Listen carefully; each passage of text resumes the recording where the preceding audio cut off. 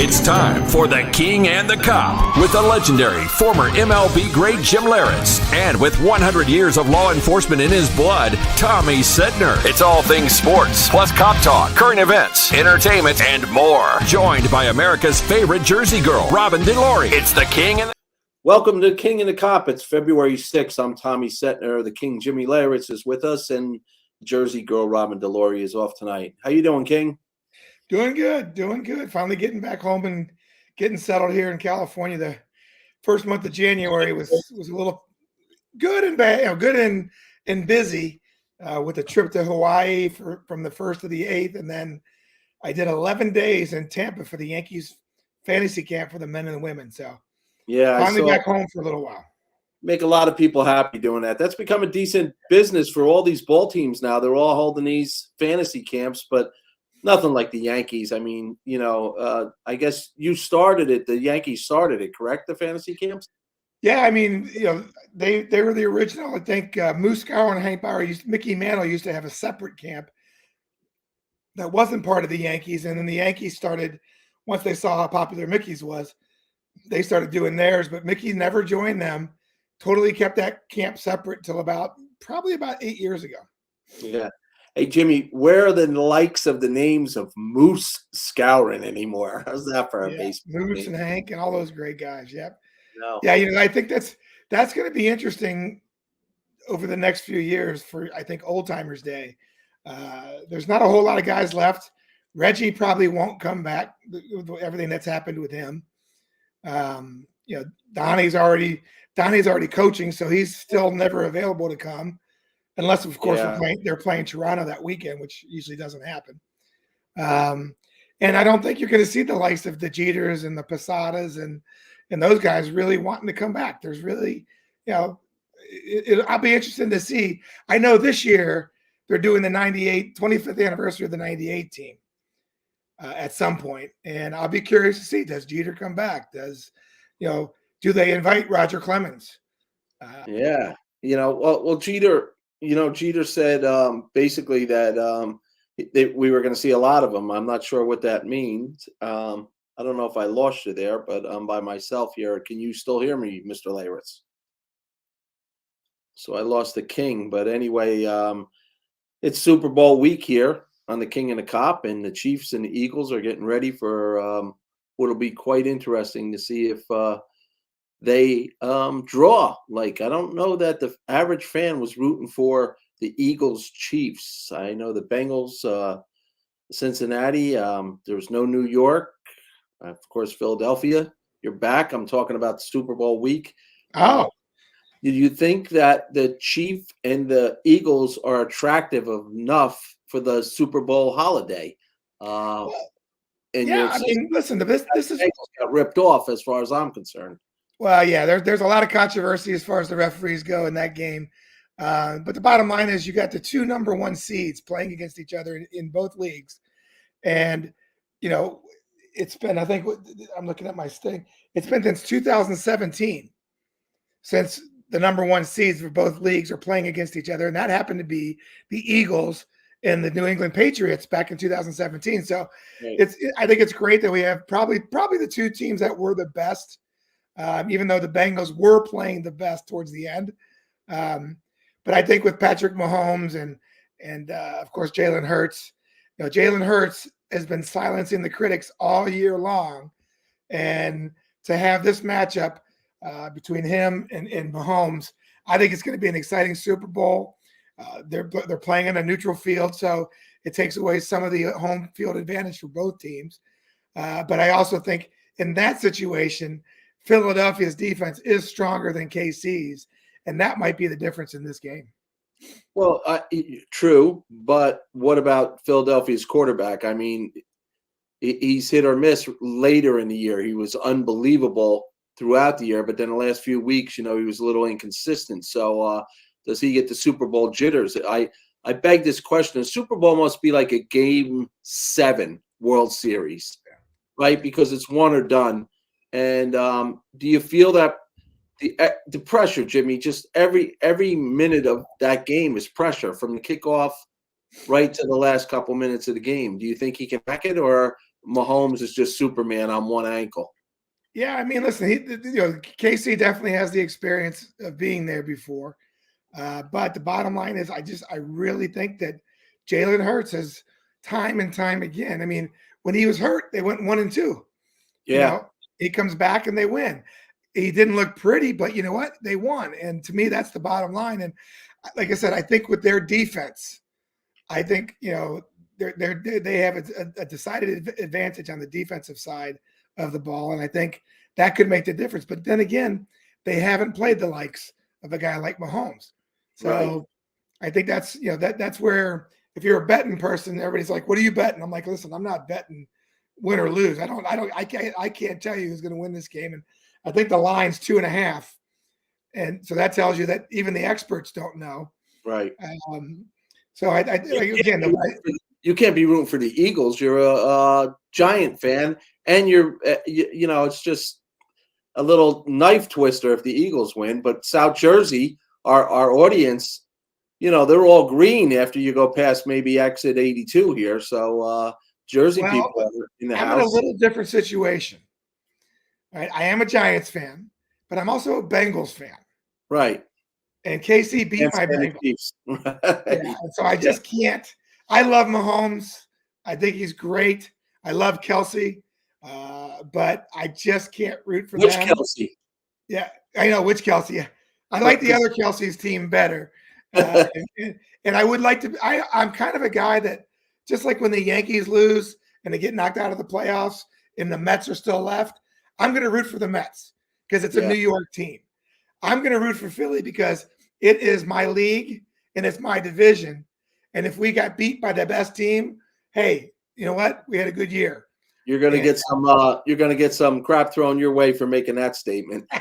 Speaking of that, what about the Kelsey brothers? How to have two brothers in the NFL, and now is it? I believe it is the first time that they're playing against each other. Not the Kelsey brothers, any brothers against each other in the Super Bowl. Yeah, first time in a Super Bowl it's ever happened. There's all kinds of scenarios. You got Andy Reid going up against his old team. I know where he got fired.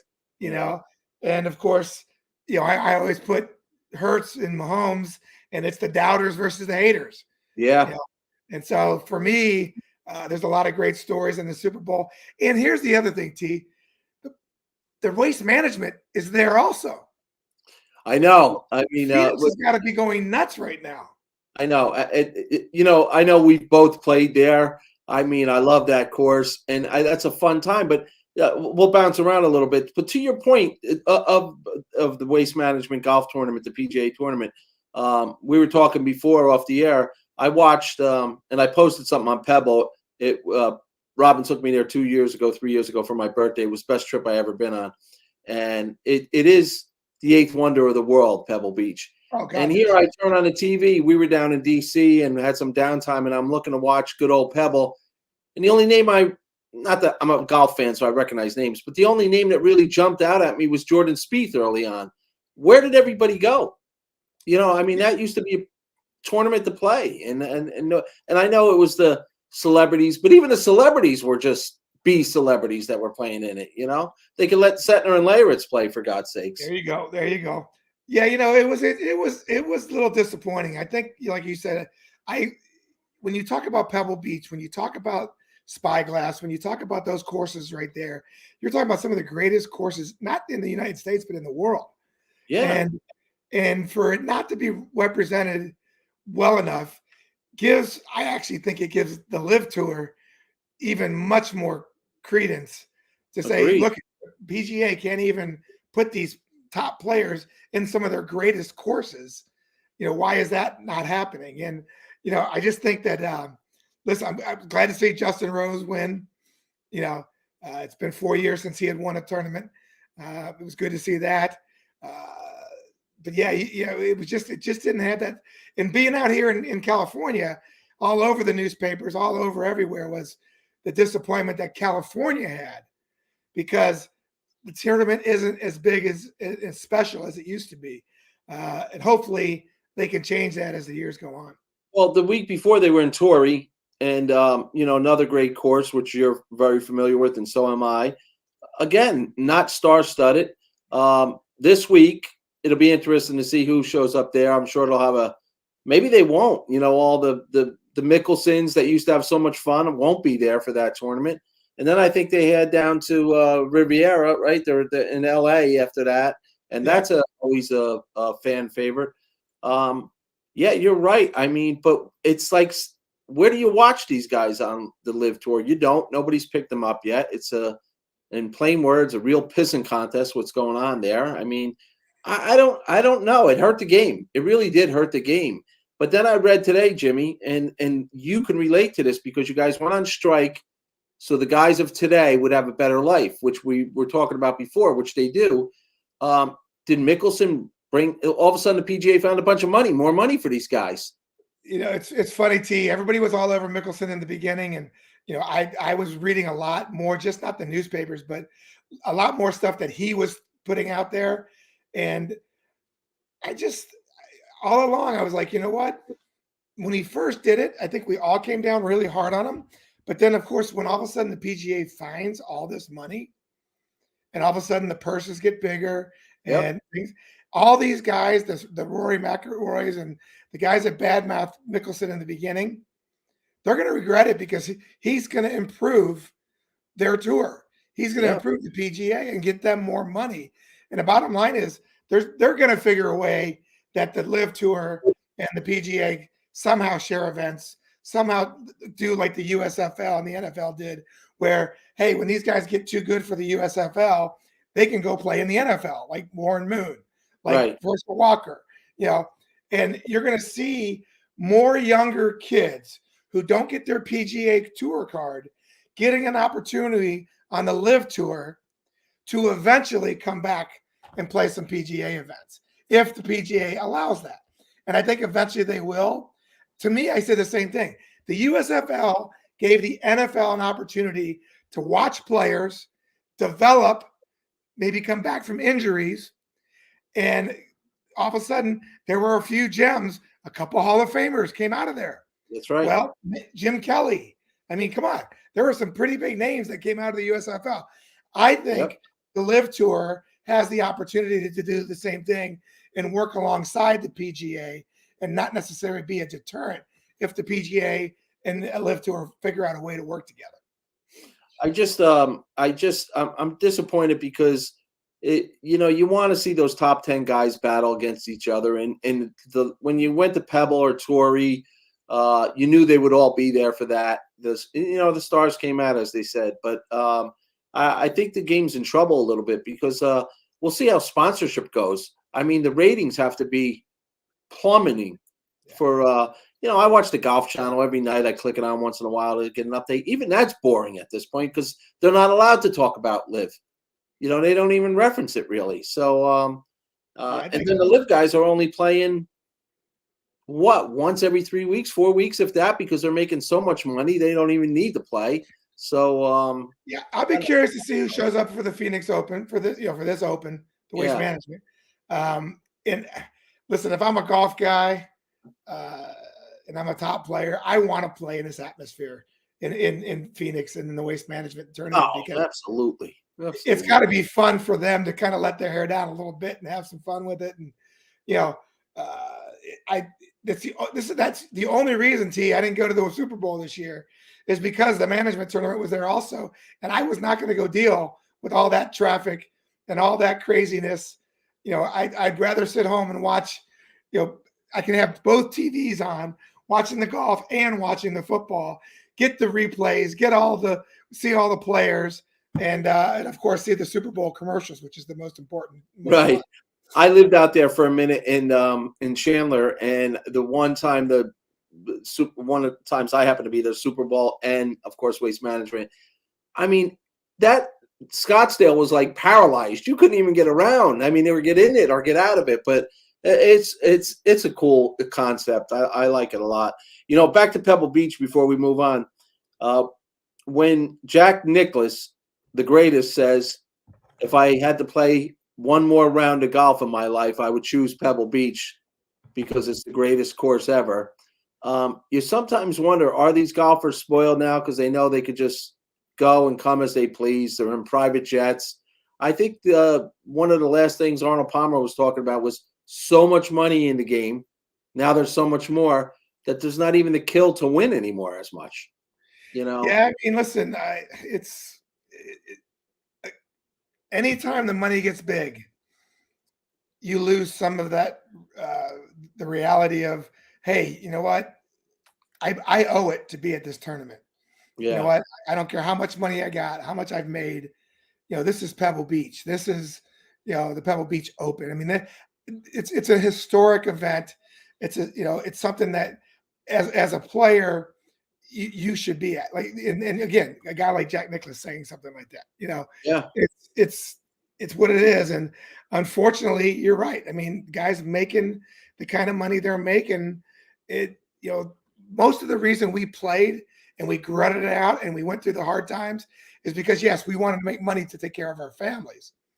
But there were also times that, you wanted to play. When I went to Boston, I wanted to be in the game because I wanted to play, in the Green Monster. Well, as Robin would say, it's great theater. You want to be part of the great theater. It's just you don't get that every week. So I'm just surprised.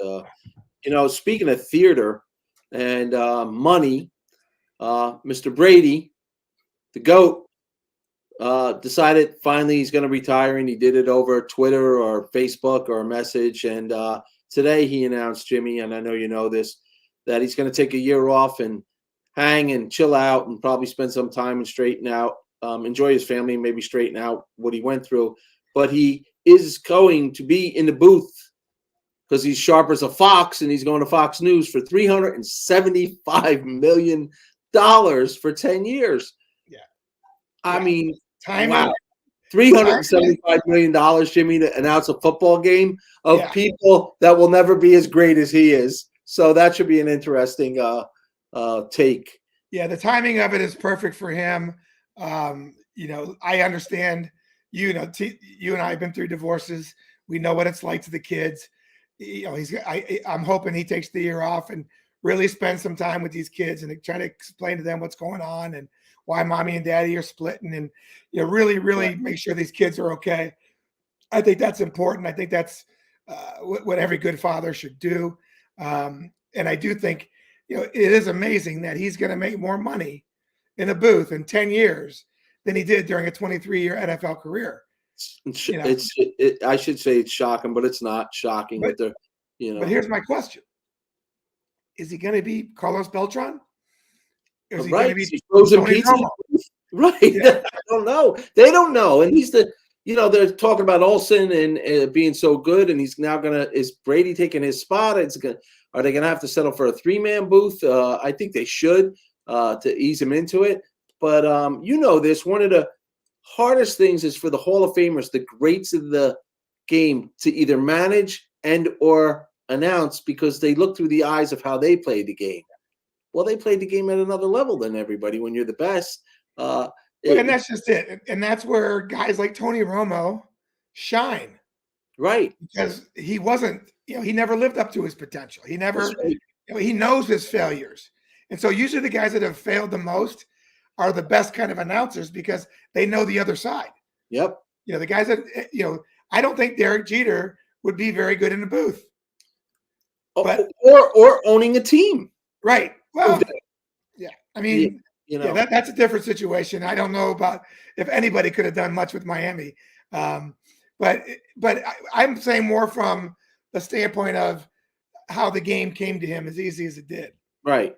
He didn't have to go through, again, I'm not saying he had it perfect, but he had it pretty good.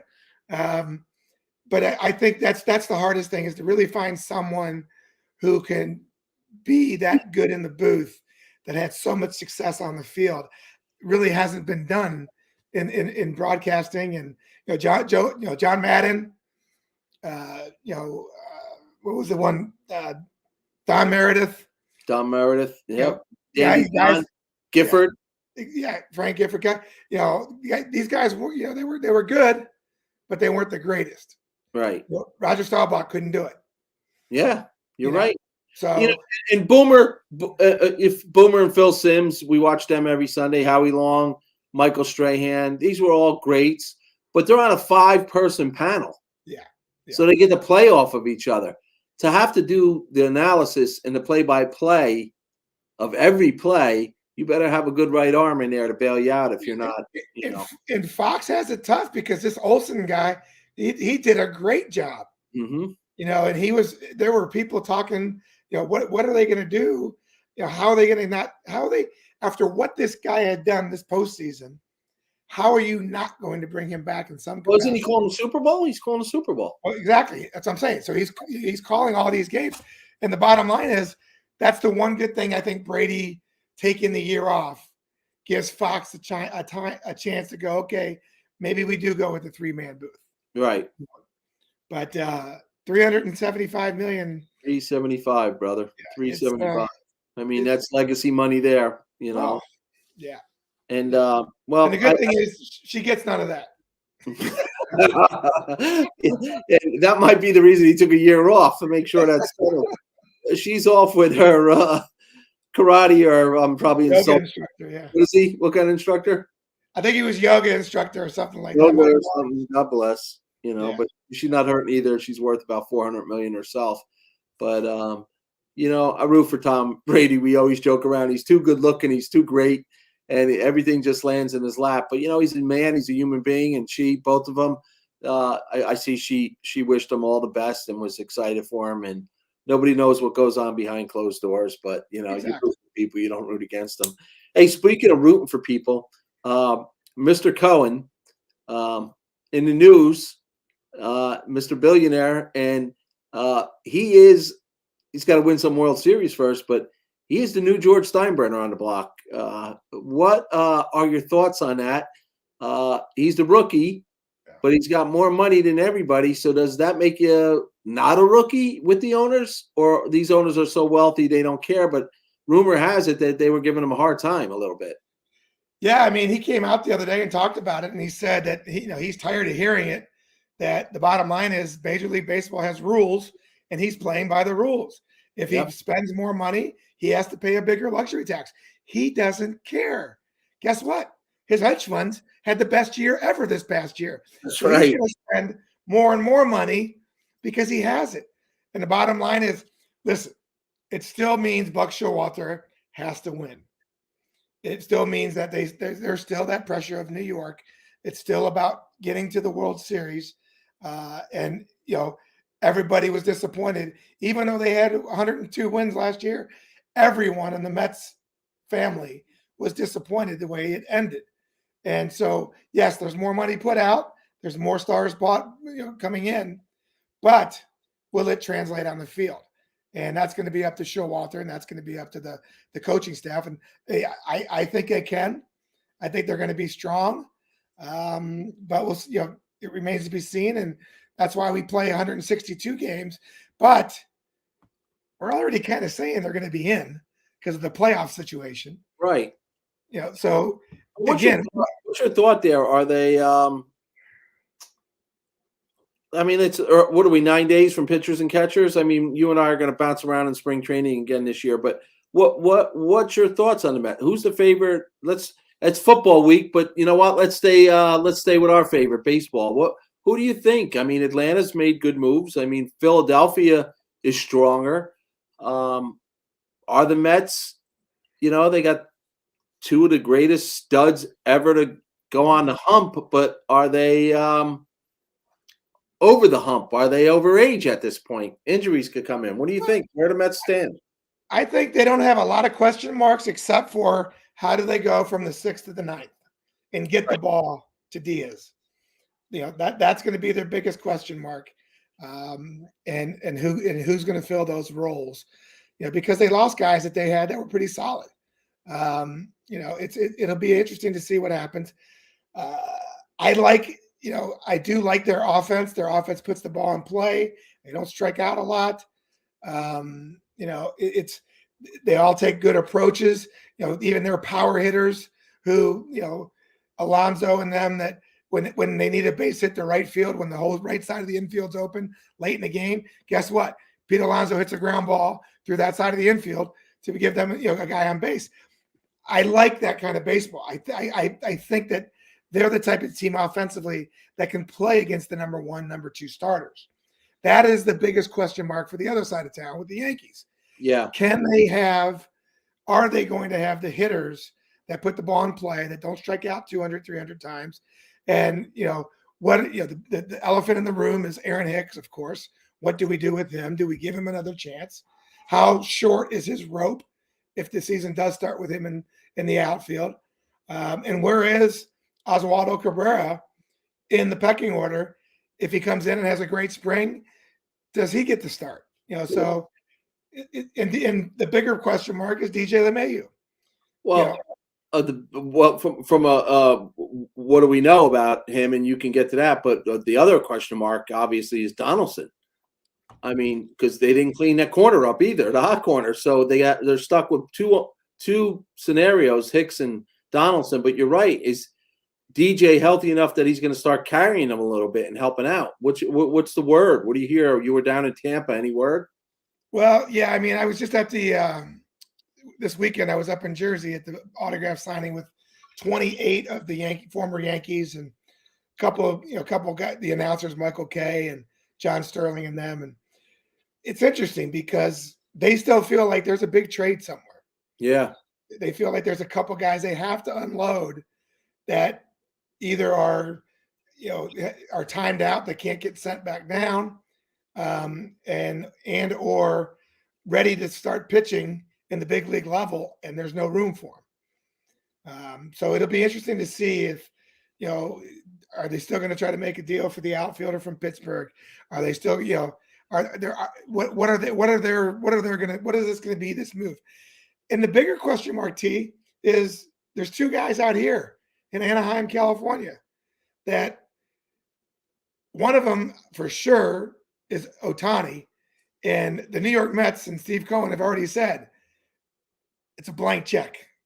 Jimmy, you remember the $6 million man? Yeah. When we were kids, is he the $500 million man? Is he the first $500 million guy? I mean, that's, and again, if he leaves, Mike Trout is right behind him. Right. Because there's no way Mike Trout is going to sit here waiting for another rebuild, waiting for them to do something, and again, with the ownership situation, with Artie Moreno, not sure he's going to sell. Is he going to sell? What are they going to do? I think the uneasiness of this is really worn on Ohtani, and I think he's going to be gone before June. Yeah. And then, of course, I think once that happens, Trout walks in and says, "Hey guys, I appreciate it, but I'm going to waive my no trade clause and get me to Philly." You got that right. I was going to say he's going to Philly. I mean, he was on the sidelines with an Eagle jersey on the other day. Big Eagles fan. I mean, he's a Jersey boy, but he's South Jersey, which is Philadelphia Eagle, Philly country. And boy, if he goes there, you're starting. The game is really starting to look like the NBA. Let's all, what I mean? Let's go where we can win a ring. And I agree with you. Trout's going to go to Philly, and Ohtani, Met. And then what did the Yankees do for an encore at that point? Because they're right smack in the middle of that mess. And here's part of the reason why all this is happening is the owners, for some reason, with A-Rod, right around A-Rod time, started giving these contracts for 10 years, but giving out clauses. Right. And I'm like, wait a minute. If I'm going to guarantee some guy 10 years and pay him this kind of money, I'm not giving him an out clause. What's the strategy there from an owner standpoint to do that? It's giving a guy a long contract and thinking, okay, he's probably only going to be good for 5 years of this, and this way I can get out of it, and he'll walk to try to go get a bigger paycheck somewhere else. I mean, yeah. But I also think too, T, we're getting to the point where I don't see the money going down much, but I don't see it going up much more than it already has. You got a $500 million man that's going up. But here's the thing: this United Baseball League. The Saudis come in, India comes in, all this money that is going to be coming in, Major League Baseball is going to get a piece of it. Yeah.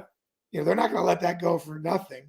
And will the money, because, I think what it is, if 155 billion people in India and in that area, and 100 million of them are subscribe to the MLB network, well, all of a sudden now you got your own teams playing at a minor league, major league level.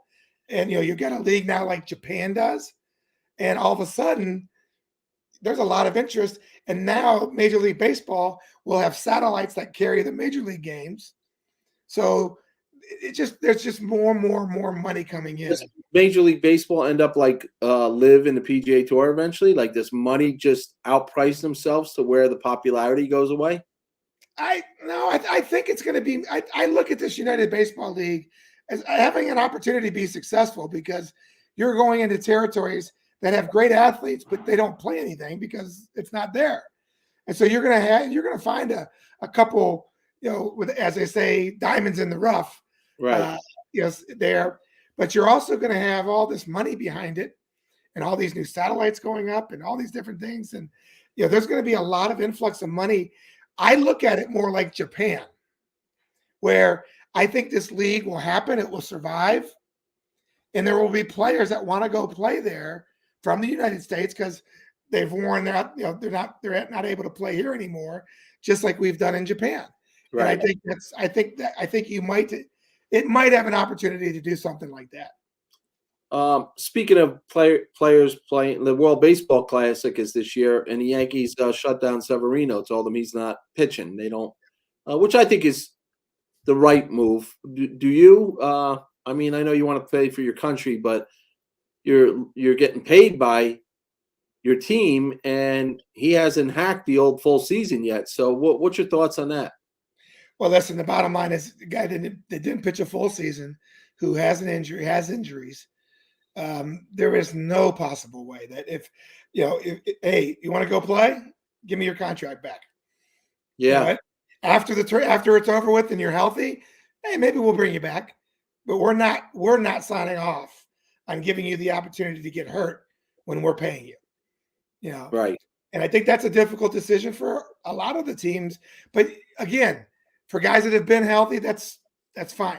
But guys that have come off injuries, guys that are coming off injuries, I think the teams have to take the hard stance and say, hey, no, look what happened to Teixeira. Yep. Missed half the season because of an injury in the World Baseball Classic. So there's certain guys that, I totally get the teams taking a hard stance and saying, hey, not on my watch, not while you have a contract with us. Speaking of the greats of the game, managing and or going in the booth, Mike Piazza is managing Italy, as we know, and your friend is involved in that, and Robin's probably rooting for Italy. But you think Piazza ever manages or bench coaches and tries to aspire to be a manager in the big leagues? Why is he managing Italy? Is it a sentimental thing, or is he really involved? Yeah, I don't know Mike very well, so I can't speak for, only what I think possibly. I don't think he wants to be involved on an everyday basis on 162 games. Yeah. That type of schedule again. I think he enjoys probably what he's doing in his life right now. He doesn't need the money, obviously. But I do think the opportunity to coach and manage a team that's your country is a pretty cool thing to be able to do. Great. Or is he setting the groundwork to be Buck's replacement? Is Cohen going to be that kind of guy that brings the greats back to the team? We want to manage Girardi, people like that. Well, that brings us to our conversation you had off air before this, is that no, Piazza's not next in line.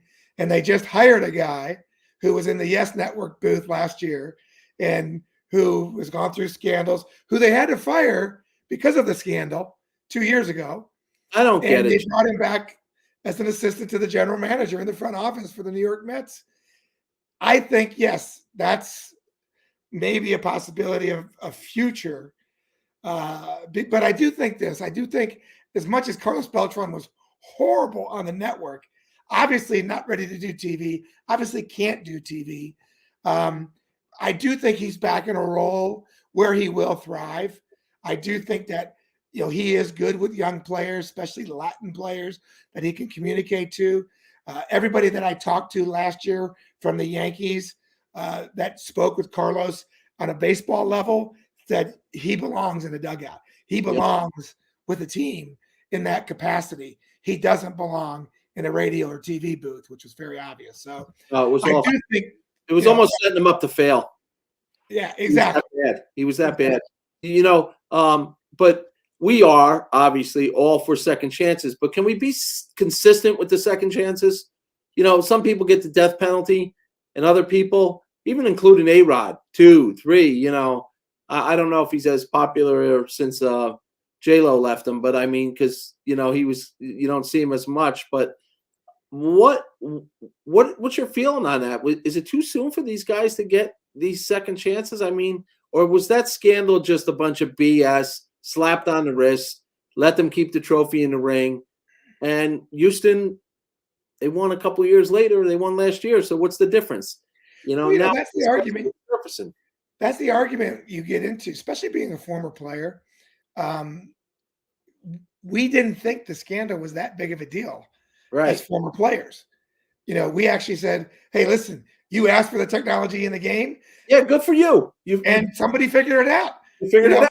Right. We have different ways of communicating pitch selection, whether we be on second base and we watch the signs and we give it to the hitter, or whether we catcher sets up too soon and we give positions. It's always been part of the game of figuring out. We have people watching the third base coaches give the signs and figuring that out. And that's why during the season, your third base coach changes his signs at least 10 times during a season. What about when a guy gets traded? Oh, hey, I remember their signs. Willie Randolph used to give these signs. I got traded. I could tell my team that I'm going to, hey, these are their signs. So whenever they played us, guess what? They had to change their signs. So it's been part of the game. It's been part of it as a former player. You were one of the best pitches. Yeah, exactly. Is that cheating? And exactly. That's what I always said to people. I go, it's a situation that they got caught. They got caught. And because of the technology, because of everything else, I tipped my hat. I said, geez, if the catcher could not hear them banging on a garbage can and figure that out, right? Shame on him, not shame on the Astros. Yeah. So I never thought the scandal was that big of a deal.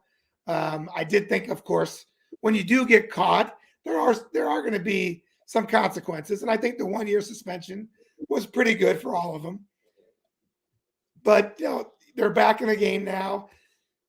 Alex Cora's back. Everybody's back. So to give Beltran this job, yeah, you kind of shake your head and go, is this really what we're doing? But at the same time, I do feel this guy is qualified to work with other players, to work with especially the Latino players, and has the respect of them. And I think he'll be in a good position there with the Mets. I'm getting the text. I'm answering it from one of our good friends and family, and he's saying, okay, Laritz, give us your expert opinion. Who is winning the Super Bowl? You said you're rooting for the Eagles, but do you believe the Eagles are going to win? Yeah, that's right. I told you earlier, I'm not betting on who wins or loses. But you know what? If I have to, I've been picking against Philly all year, and I'm sorry, but my New York Giants fans, I apologize in advance, but I'm rooting for Philly, and I'm picking Philly. I'm with you, man. I mean, we are on New Jersey, and although we're blue up here for the Giants, the Eagles are a fun team to watch. Yeah. They got a nice young coach, a great coach, and he's up at the dais the other day with his 3 kids, and it's exciting. And then I don't know, I respect the hell out of Andy Reid, but I'm not a Chiefs fan either. I don't know what it is. I can't, and I don't know why. I don't know why. I feel like Mahomes like a LeBron. Do you want to root against him because he's so good? I just don't know. But what are you hearing about his ankle? Is he, as an athlete, you're going to do everything. You're not missing that game. And does the adrenaline really take over, Jimmy, with a shot? Let's call it like it is. You get a couple shots and a little adrenaline. Well, again, here's where we are in this new world that we're in as far as what players are allowed and allowed not to do. And stem cell treatment, PRPs all week. I mean, he had a fortunate thing for 2 weeks. He could go through these treatments. He could get in the hyperbaric chambers, get in the freeze chambers. There's so many things players can do nowadays to heal injuries quicker. He had a bad sprain. It was ligament. It wasn't a broken bone. It wasn't something that takes time to completely reheal. And with all of these different remedies that they have nowadays, in a 2-week period, you can come back pretty quickly. But I do think if I'm the Philadelphia defensive coach, hey guys, go at that ankle as much as you can all game. Yeah, I don't think he's running away from them like he usually would. That's going to be the difference. It'll be interesting to see early on if they put a lot of pressure on him blitzing, and we'll get back to this. The Kelsey brothers playing against. You ever watch their podcast? It's hysterical. Those two. I've never seen it. No. Oh my God, they're hysterical, and I mean he's a stud too. The brother's the center, and he's just fast and tough and strong, and so that'll be an interesting dynamic of the whole game there. I do think unfortunately we lose a little bit of the fun because they're both offensive players, right? And we're not going to see that. You're right. Yeah. Let me ask you this question. God knows at a lower level, Eddie and I played against each other in a softball league once on different teams. I found myself rooting for my brother. I couldn't root against my brother. And I wonder what these guys now. They want to win the Super Bowl, but are they really disappointed if the other one wins? It's especially since he has one already. Well, here's the thing. They both have one, yes, right? Well, here's the other thing. They don't play the same position, right? Which is fortunate. If they both played offensive end, and they wouldn't. I don't think. Maybe they would root for each other to have a good game. As a center, you're not rooting for your brother, tight end, to have a good game because that means you're probably losing. You're losing. You're right. Hey, Jimmy, how about when you guys are coming off the field saying your brother's kicking the crap out of me, he's holding me, he's doing this? What do you feel in your heart there? Like, is it screw you, that's my brother, forget you're my teammate? Like, or it's going to be interesting because he's punishing people out there too. I mean, he's not scoring touchdowns, but he's laying people out. And I watched the video of him the other day, blocked the guy right off the sidelines. I mean, you do that in Pop Warner. You don't do that in the pros, but he's just crushing people. I think that's going to be fun to watch. What do you think is the TV audience up, middle? This is a holiday now. We know that. People maybe people get together. They don't even care who's playing anymore. But I don't feel the hype in our area. You feeling the hype out in California? The Rams were in the Super Bowl not too long ago. Do you feel the hype of the Super Bowl? Oh yeah. I think like I said, this is 2 number 1 teams from both divisions. It's the number. It doesn't happen very often that the 2 favorites play each other. And again, you're not talking about 2 small little cities. KC is a huge football city, football town, and of course Philadelphia is Philadelphia. I do think the matchup is the NFL Network, or the Fox or whatever, is a matchup they love. I do think that if Cincinnati would have won, even though I wanted them to win, it would not have been a bigger ratings as this Kansas City thing will be. So I do think that from a TV standpoint, that this might be one of the higher rated Super Bowls that we have. Really? I'm interested to see what it is. And going back to after that game, you go into like a 3-week, almost month, though, nothing going on in the sports world. Spring training's coming, but, that's okay. Spring training. Hot stove for the most part is over. Will somebody land one more big trade? Will the free agents that are left out there are possibly going to be hanging in the balance to after spring training until the season starts and somebody goes down with an injury and or the trade deadline? Just for fun, since we have the 2 number 1 teams playing in the Super Bowl, Who are we picking as the number one team in the National League, and who are we picking as the number one team in the American League to start? Oh boy, that's a good question. I've got to, you got to go with the Mets in the NL East. I just think from an overall spending standpoint that, they brought in their pitching staff besides Verlander and of course Scherzer is pretty outstanding. Yeah. Those additions have been great. I know Schnicker got a new contract for managing the Braves, but the Braves haven't done much. They've lost Swanson. Yep. They lost Duvall. They've lost some pretty big names that were important to their teams. So I think that's going to be. I don't think they're going to be as strong. So I give the Mets. I give that Mets that division, but I do think Philly is going to make some moves. And so they'll be right in there. It's probably an Eagle. We were going to pick the Phillies, for God's sakes. But I do think it's going to be probably the Mets from that division. But again, I look at the West and the Padres, the moves they've made. Right. You look at this team, and again with the DH, and then picking up, the guys that they have. That team is I think it's gonna replace the Dodgers this year as a first place team. Agreed. Soto stay? What's your thought on that? What's that? Is Soto staying, you think? Oh yeah, I think Soto stays. I think with bringing in Nelson Cruz is a great addition.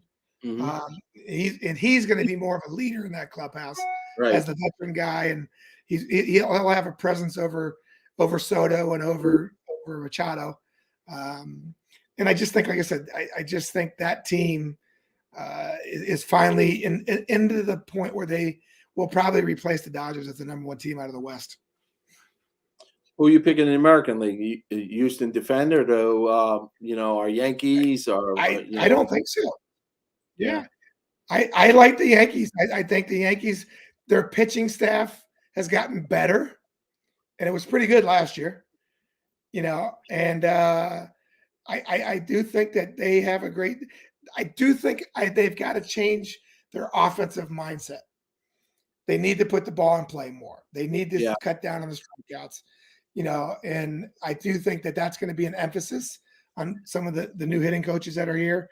But I think baseball wise, we're slowly getting away from the sabermetrics as being the end all be all.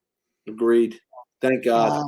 And thank God. Yeah. I mean, it's a situation that has to change, that we cannot accept strikeouts as being okay. We got to see guys put the ball in play. We got to see guys move runners over, get back to playing baseball, and not this little computer, okay, make your lineup before the game starts because of this and that and this. And don't look at the guys that have been hot. Don't look at the guys who are swinging a good bat, or pitchers that are just shutting guys down. Well, he pitched last night, so we can't go to him because of the sabermetric. I think that's changing.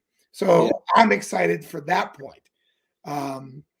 And like I said, we'll see what happens. But I think, I do think the Yankees, I do think they're probably going to be the favorite. But you can't count out Houston. But I think losing Verlander is a huge loss for that team. Yeah, I agree. He's a horse. I mean, although he was hurt, coming off injured season, but he knows he's a winner. That's the bottom line. He knows how to win. But anytime you got a guy like that coming back from Tommy John, a veteran who's already accomplished what he's accomplished, and these younger pitchers seeing his work ethic, seeing how hard he, at age 42 or whatever, the time and effort he's still putting in. Yep. It always makes a pitching staff better. It makes other guys work harder. And they lost that. And the question is whether or not they have enough, the new guys have enough grit and, wherewithal to be able to make up for the loss of Justin Verlander. Who's opening day pitcher, Justin or Max? It's got to be Scherzer. Right. Yeah.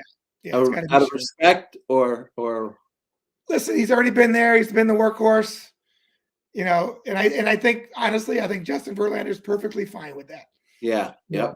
He wants an opportunity to win another title, and I think it's an opportunity for him to be able to be part of another winning team and be a big part of it. I always wanted to ask you this question: when you're the number one, and I think I'm correct in this, when you're pitching, most of the time you're going against the other team's number one, correct? Yeah, usually in the first half of the season, it works out that way. Yeah. Right. Is that, like, what's the strategy behind that? You're throwing your best against their best, and sometimes he'll go out there and go all out in a balls out game, and lose the game 1-0 because his counterpart is just as good. Yeah, I mean they throw up 7 or 8 on the second and third starter. That is one of the negatives about being the guy. Yeah. And and you can see it. I mean, DeGrom, the year that he won the Cy Young, was going up, and he lost more games than what was he, 11-10 the year he won the Cy Young? I know. But giving up 1.4, 1 point whatever it was per game, but yet you still have 10 losses. That's hard because he's going up against the number one every single night. Since you're retired now, and I'm not asking you to expose anybody, when your guy, especially with Andy Pettit, who was a gamer of all gamers, they ever get frustrated when the team ain't putting up runs for them? Oh, of course, it gets frustrating. Or what do they just shut their mouth? What do they do? You know what? It's not so much. Listen, the offensive players, when they're struggling like that, they feel just as bad. Right. Okay. And I can remember guys like Tom Glavine and the guys telling stories about, hey, just get me one. Just give me one. Because the team would be struggling so bad. They'd be like, just give me one and I'm good there. But I do think it's probably more frustrating for the pitcher because he is going out there he knows that he's not always going to have his best. But right. and that's kind of a good thing too, because he knows sometimes that team's going to bail him out too. What's the team appreciate more, when their pitcher goes out and throws a gem and it's 1-0 they win, or when he gives up 4 in the first inning and he guts it out for 6 or 7 more innings and keeps them in the game? Well, for me personally, I like that guy better. I like the guy. I like the Jack Morrises and even Andy Pettit. Andy had a high ERA all the time. Andy had a 3.5 to 4.3 every year. He gave up some runs. But yeah, no, for me, it's a guy like that gives up a couple and it says, you know what, let me just get through this inning and I'll settle down. And I like that guy much better. You excited for this year's baseball season, or you'll talk about that next week after the Super Bowl? I mean, is football out of your? But Giants had a good year. Jets had a good year. We got 6-7 minutes to go. What's your thought? Giants season success or? 100%. It's the first time in 6 years that we had an opportunity to root for a team in September. That's right. I'm sorry, in February. Right. Or actually January. But the bottom line is, to watch the season, to get past week 5, which is usually our kicking point. It was great to watch. I think they had a very successful season. I think hopefully they re-sign Barkley and Daniel Jones. And if they do that, I think that, listen, there's a great opportunity to have a good draft and draft some other linemen and some other people to protect Daniel Jones and to give Barkley a little more running room. I think the Giants are in a great position. And of course, we love our new coach. It was been such a year. Yeah, I think it was a great year. And I even think the Jets had a great year. Well, a good lead-in. Are you tired of the Aaron Rodgers story? If not, that's all that's been smothered around New York, that he's coming to the Jets. Do you foresee that happening? It sounds like he's ready to make a move and go somewhere. I think they're tired of him. Yeah, I do think that. I do. I truly believe that. I believe that it's almost at a point where it's time to get divorced. Yeah. And I think, There's an opportunity in Las Vegas. There's an opportunity with the Jets. Where do you think Carr ends up, Jimmy? Where do you think Derek Carr ends up? Speaking of Vegas, he might slide into Tampa Bay. You think so, huh? Yeah, there might be an opportunity. It's a team that's close to winning. Yep. They have a good core. They have a couple good receivers. So you're coming into you're not coming into a situation where you don't have anybody to throw to. So that could be a landing point. And then of course, there's a few teams saying, there's a few teams out here. San Francisco is looking, if Purdy looks like he's going to be out now, unfortunately. What a disaster, huh? It's a shame. Yeah. You hate to see. Even watch after that happened. I mean, that was just terrible. Let me ask you this real quick. We talk about Steve Cohen, we talk about Steinbrenner, when you build a franchise, you don't sit there and go, if our number one and even our number two go, don't we want to pay some serious money from some serious backup at that point? Like, I understand not paying a lot of money if you're that middle class team, but the 49ers, the Eagles, the Cowboys, even the Giants at this point, don't you go and get yourself a guy that's still got 4 years left and pay him buku money just in case you got to break the window for the fire extinguisher? Well, here's the situation. Of course, they were down to their fourth string quarterback, which no one plans on. Right. At the same time, I don't know who makes the decision to only go with two quarterbacks on the roster that day. That's insane. And then the big question I have, and again, I'm unfortunately not on the NFL Network. I would have asked the question of, I watched Cafferty throw one ball. He threw pretty good. Well, what did you have to lose? Yeah. I mean, how can you not run? There had to be a few more guys on that roster that were a high school quarterback that got changed to another position. There had to be somebody that could throw the ball because there was no possible way for them to run it. And to me, that was the biggest question that I had. Like, isn't there someone on this? And again, Cafferty was there. Yeah. Why not run a Wildcat and let him throw the ball a few times and do some short yardage things? But again, it's not something that you go into this game expecting, especially for a quarterback like Purdy, who had just entirely changed your season around out of the blue. And what's his status? I mean, what are they saying for next year? He's done? It looks like he's having possibly Tommy John surgery. That's unbelievable. Yeah. Unbelievable. Yeah. I mean, talk about a bad break, if you will.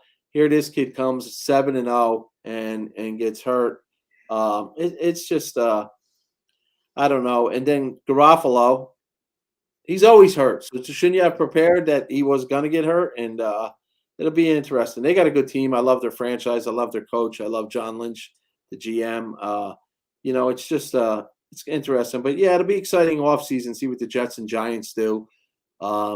You know that though up here. They don't want to see the Eagles win. Nobody wants to see the Eagles win. But the Eagles, that city's enjoying baseball. They had a great baseball year. They're having a great football year. They're in the Super Bowl. So we wish our South Jersey fans a lot of luck. I never thought I'd hear the King root for the Eagles, but I feel the same way. What the hell? I'm just not a Chiefs guy. I know our friend Victor Rojas is Kansas City boy. I know he's rooting for them hard, but it's good to be back. We've been off for a little bit doing a lot of stuff. We're still going to do Monday and Fridays to spring training. Looking forward to baseball this year again, Jimmy. I don't know. It'll be fun to see if Mr. Judge can rise to the occasion again. But we'll be back Friday, and you got 3 days to change your mind about the Super Bowl pick. Nope. I want my division to win. I want to be able to say we got beat by the Super Bowl champs in our division. Oh, that's like Little League stuff, for God's sakes. You've been listening and watching to On New Jersey. It's good to be back. The King and the Cop, Tommy Setner, for Jimmy Laritz and Robin Delory. Good night, everyone. Stay safe. We'll see you Monday. By the way, Jim, we didn't talk about the big balloon. We'll have to hit that on Friday. Yes. What